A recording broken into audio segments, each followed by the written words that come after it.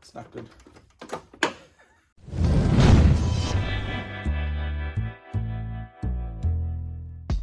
So in this video, I am going to replace the front mount. It's a pretty simple one. There's one bolt on the top and two on the bottom. And the bottom ones are really easy to get to because this mount actually rides right behind the radiator. So the two lower bolts are underneath, right basically at the center of the cross brace that supports the radiator. And the top bolt is accessible via the top. So I'm going to start with the top bolt. For the top bolt of the center mount, the front mount, I'm going to remove the little radiator cover here and see if I could get to the bolt with like a socket on like a really long extension. Okay, so with the little cover removed and the top boost hose, right? So the intercooler's down here. So this little hose comes right off with just two little hose clamps. The top bolt of the mount, that 15mm bolt, is basically exposed and easy to see. There it is, you can kind of see it. So I can get to it with a bunch of extensions and a ratchet. So I'm going to remove that top bolt, then go to the bottom, remove the bolts that hold the mount on from the bottom, jack the engine up to create space to free the mount, and insert the new one and reassemble. There we go.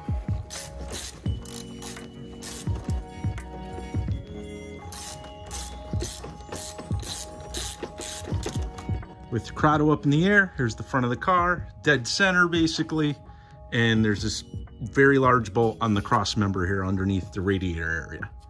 So this goes to the mount, and the other bolt that goes to the mount is right there behind the harness there. It's a little smaller. It's like a 13mm, I believe.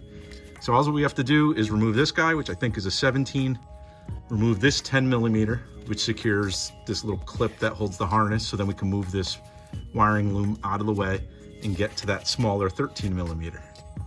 So it's these two down here. You could actually see, if you looked at this metal lip right here, that is actually, so if you look, you can see that lip up there, and that's the same lip that you're looking at right here. You can see the two bolt holes, right? This is the orientation of the mount. And I already just undid the top bolt. So what should happen is I should be able to undo these, then use a jack to push up on the engine, which should create space. I should see separation below and above the mount, but I should jack it up enough to, because it's got to clear these threads on this stud, and then I should be able to pull out the old one and insert this one, the new one, let the jack down to put everything back in place and put all the bolts in. So to get things started, 10mm to remove this little bracket here. Now that should be enough to, now I could move this guy around and get to this back bolt, which is a 13mm.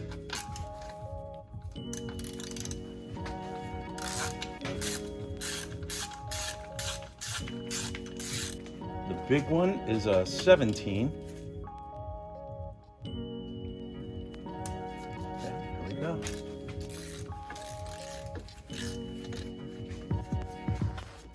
And all the bolts that hold this mount in place, all three, one on top, these two, are now out. So it obviously doesn't move because it has the weight of the engine on it. So now I'm going to come in with a lift, push up on the engine to create some separation there.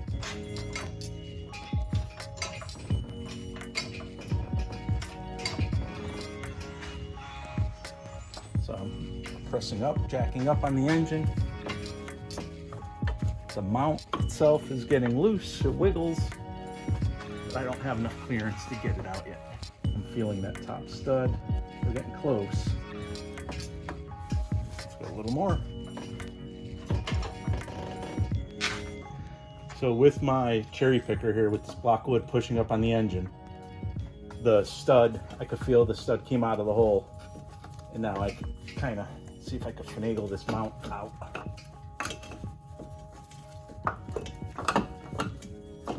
I almost feel like if the oil filter was out, I would have a lot more room to move it. I'm actually going to undo the oil filter just to create some space.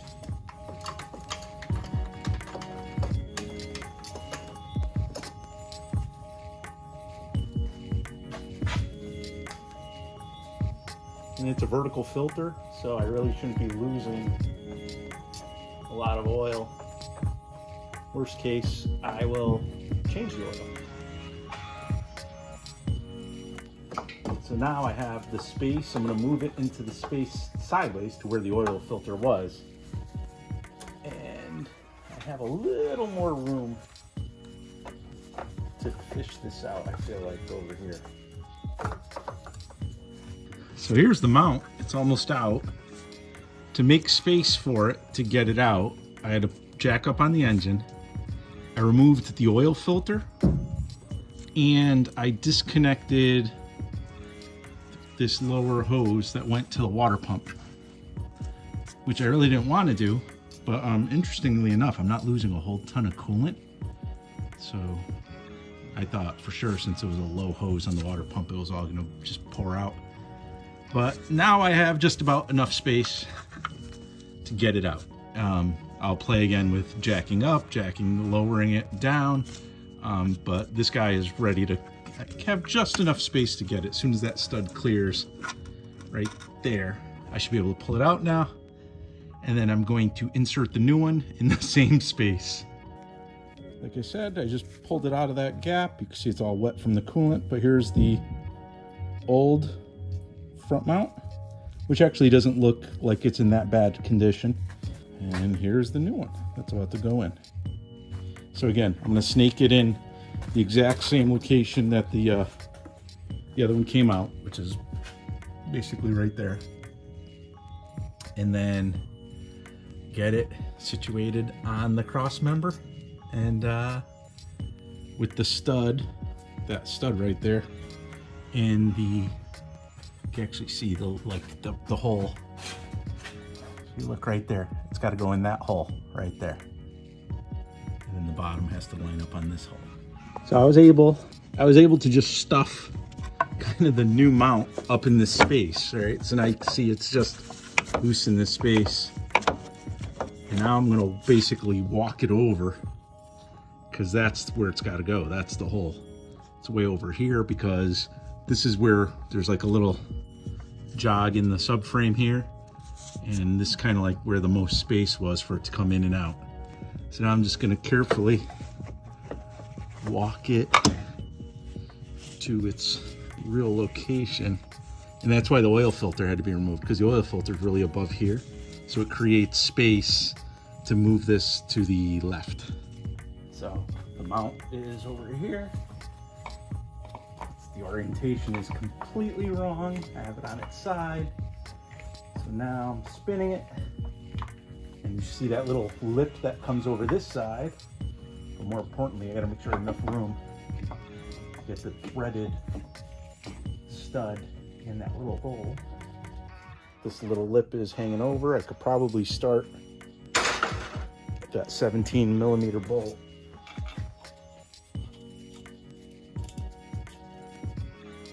Honestly, I think the best thing to do is just lower it, slowly lower it, and make sure, do my best to get this line, this AC line out of the way.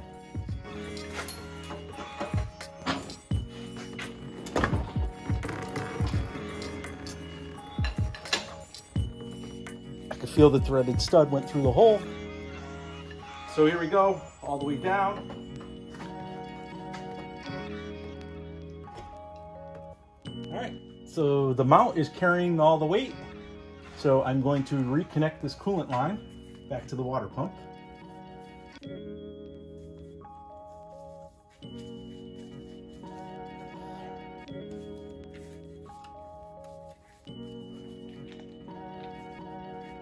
Okay, that's all in. I'm gonna go back up with the oil filter for now.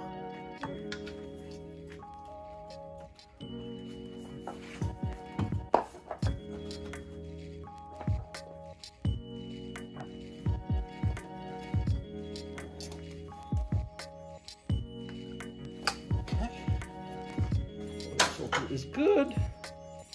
So now it's tighten this guy. Before we tighten this one, I want to come in with the secondary bolt to make sure the hole is there. And I don't have to twist or adjust the mount.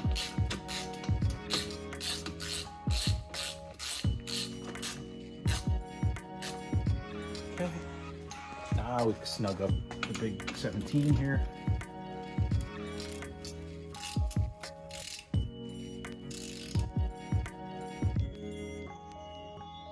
Okay. A little 10 to hold this bracket. Little nut.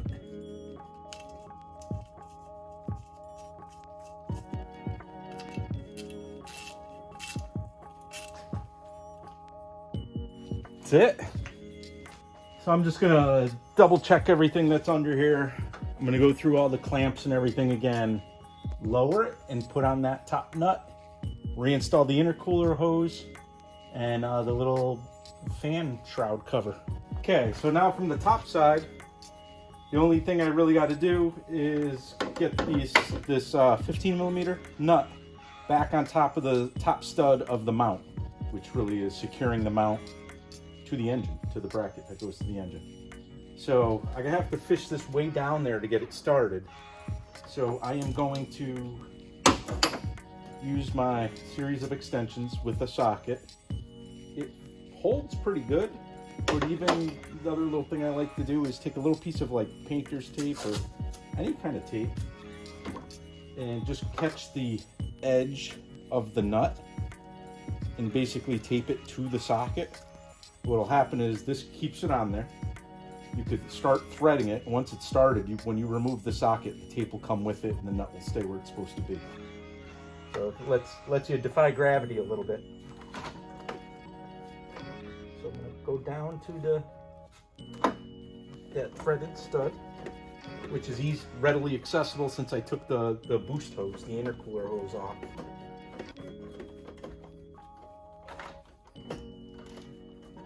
So I got it started, and now I can snug it up.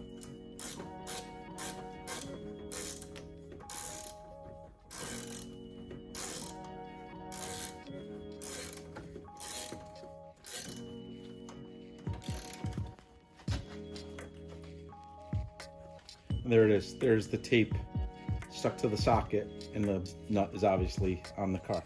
So, intercooler hose.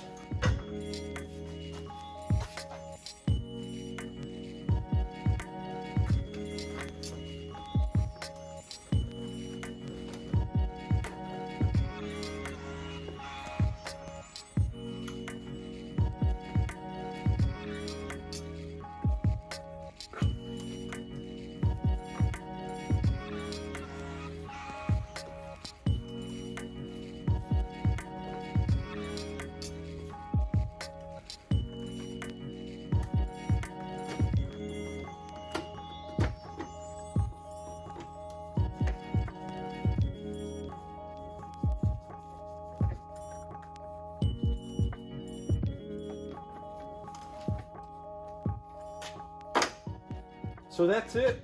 We are done with the front mount. Pretty straightforward. The hardest part was making the space to fish the old mount out on this particular car because there was a lot of things in the way. So it required me to remove the oil filter, and I removed that coolant line that runs across the front of the engine, basically.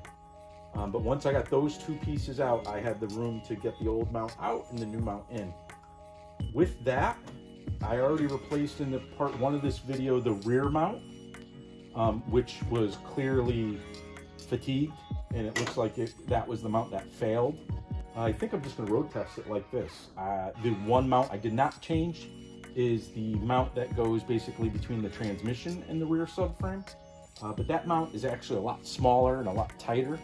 You know, it has a less rubber in it, so I really don't think that's the problem that was causing my vibrations. So like this, I'm just going to button it up. I'm going to top off the coolant since I lost some. Check the oil since I lost some of that too when I removed the filter, and top off the fluids and road test it.